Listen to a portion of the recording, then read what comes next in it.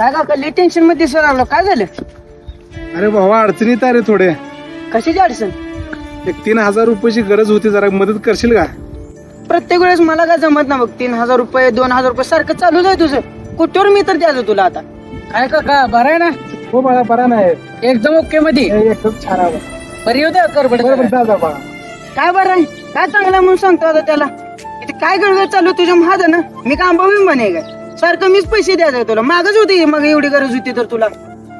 बघ भावा, चांगला आहे म्हणून सांगायला अख्खं जग असतं रे, पण खरं काय चालू आहे आणि बरं काय चालू आहे हे सांगण्यासाठी जवळचाच कोणीतरी लागतो रे.